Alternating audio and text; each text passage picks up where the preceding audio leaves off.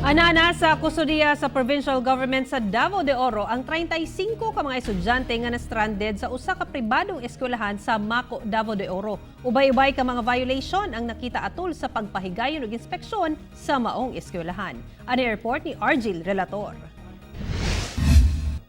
Sa niaging semana, unang gika-report ngadto sa provincial government sa Davao de Oro nga dunay mga estudyante sa Community Technical College on Southeastern Mindanao nga nahimutang sa Mako nga na-stranded sukad sa pagpatuman sa lockdown.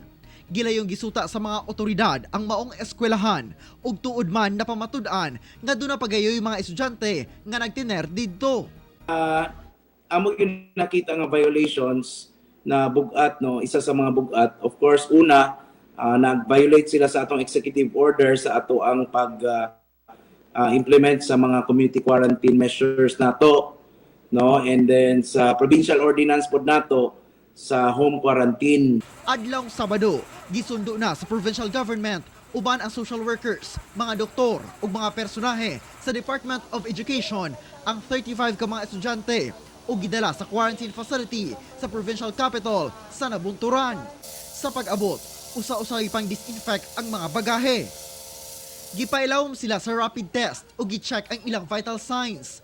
Negatibo silang tanan ug walay nakitang sintomas sa maong mga estudyante. Ang quarantine facility mo'y ilang kapuy-an sulod sa 14 ka adlaw. Una pa man sila papaulion sa nagkadaiyang lugar. Sa pagpanubay, ubay-ubay ka mga violation ang nakita sa padayong pag-operate sa maong eskwelahan. During the inspection, ang ato ang social welfare, ang atong mga social workers, ang ato ang mga health workers, mga doctors nato, o ato ang mga taga-DepEd, mga educators, aduna pud sila nakita na mga possible violations, no, sa Ako si Argil Relator para sa One Mindanao.